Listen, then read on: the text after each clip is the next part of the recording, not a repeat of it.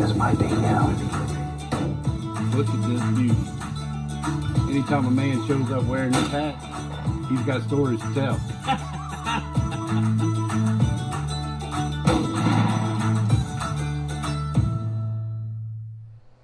Good morning, everybody. Welcome back to Marsh's Tomatoes. So we sent the boys up to Mississippi, or took the boys up to Mississippi, and lo and behold, some miracle happened, and they managed to kill a couple of deer. Had them skin them out, and they actually got the tenderloins out from the middle of the deer. I know a lot of you guys either don't know this piece of meat exists, or you just ignore it because you don't think it's worth the effort. But the tenderloin, some people call them fish tenders, some people just call them the loins. The tenderloin is by far the best part of the deer. Now, I want to show you one of the ways that we prepare these, and this is absolutely knock your socks off delicious. This is one of the things that if you shoot whitetail deer at all, you should prepare this dish at some point. Very simple technique. Well, first off, these got left out in the ice water for a couple of days too long, so they're a little blanched. I'm not worried about that. It's not going to affect the taste of them. But so we're just taking a little bit of our Marsh's tomato seasoning, and if you remember from previous videos, this does not add a lot of salt. It does add a little bit of heat, but not a lot of salt. So we're just going to put it on there, not real generously, but just enough to give it the essence of it. So both sides of all of them.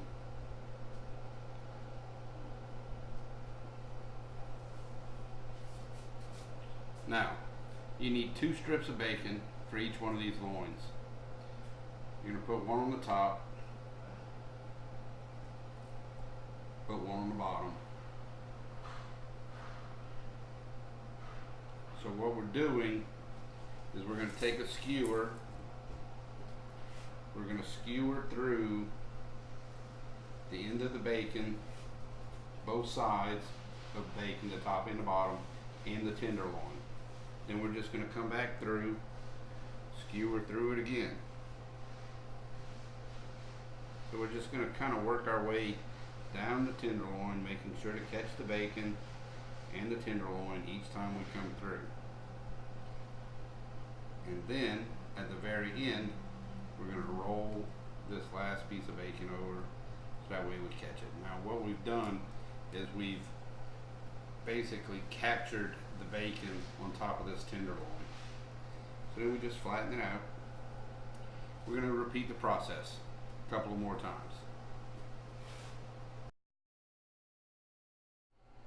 Alright, so we've got our cast iron skillet. It's already heating up.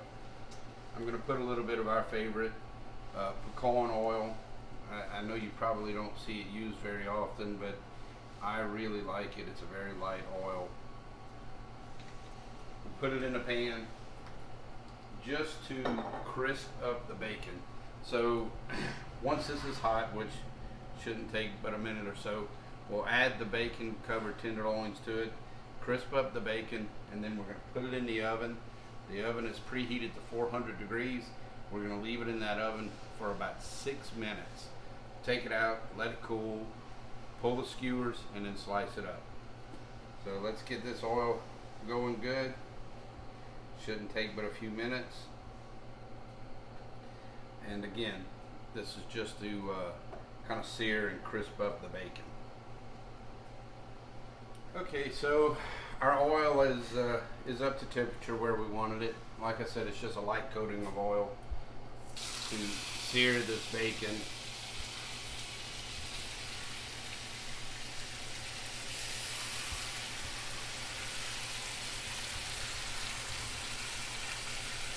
Get them all down in there where they're good and stuck to the pan. We'll let that sear for about 4 minutes or so. Flip them over, let the other side sear, and then we'll put them in the oven. In the meantime, while the bacon is getting going, we're going to make a little sauce to add on top of these. So we've got some butter. We're going to add some honey to it.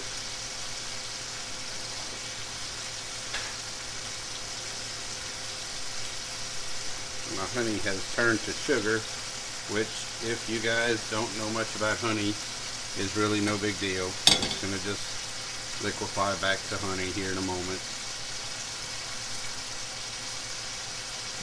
This makes it a little more difficult to get it off the spoon.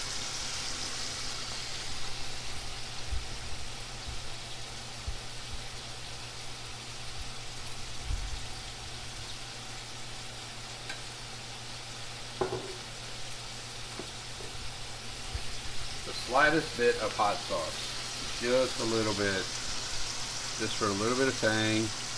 You're really, I mean, this is less than a teaspoon. Then this is mostly a honey sauce, but I like to add just a little bit of barbecue sauce. There again, probably 1.5 tablespoons. So we've got a total of about 3 tablespoons of honey, half a stick of butter, 1.5 tablespoons of barbecue sauce, and about a teaspoon or a little bit less of butter. So we're going to bring all of this up to a nice little simmer heat, and we're going to let it all just kind of melt together. This will go on top of the tenderloins after they are out of the oven and they are resting. Right, so the bacon's been cooking for about 4 or 5 minutes now. Look, it's getting crisp enough for certain, because we're going to have it in the oven for a while. So I'm going to flip each one of these to crisp up the other side of the bacon.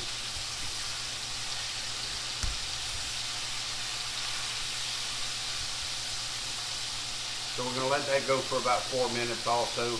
We'll take it straight from here in this cast iron pot, put it into a 400-degree oven, and we're going to leave it in there for about 6 minutes. These tenderloins do not take long to cook. We'll take them out, we'll bring them over here and set them on this board. We'll let them cool, we'll remove the skewers and slice them up. And this is breakfast of champions. So the bacon's been gone for about 4 minutes on the other side. You can see it's nice and crispy. So we'll flip them over one more time. Go straight to the oven. We're not going to let them cook any longer here. They're going to go straight to the oven.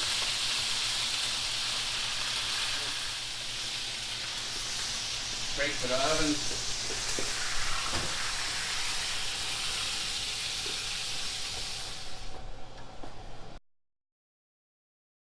The tenderloins out of the oven. We're going to let them rest for several minutes, but while they're still hot, I want to put this glaze on them. So we just put it, you know, not super heavy.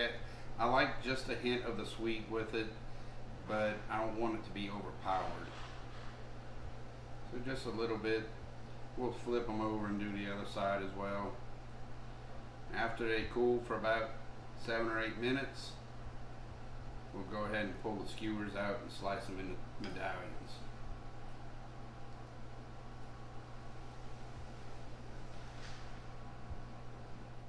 Alright, so we let these rest for about 5 or 6 minutes. We'll just come in here and slice them into medallions. And of course the bacon's going to come off in its own piece, which that's fine. You're just going to stab it with your fork and add it to your biscuit. You see they're all done through.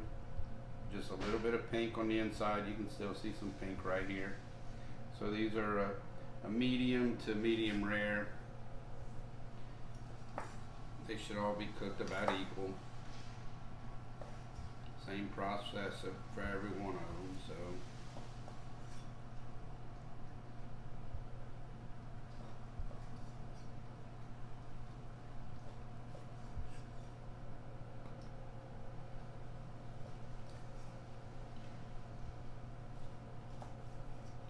try to get Bobby Flay to come and spend a week over here to show me how to make all this stuff stick together and look pretty. But this is how we're doing it here. Thank you guys for watching the video.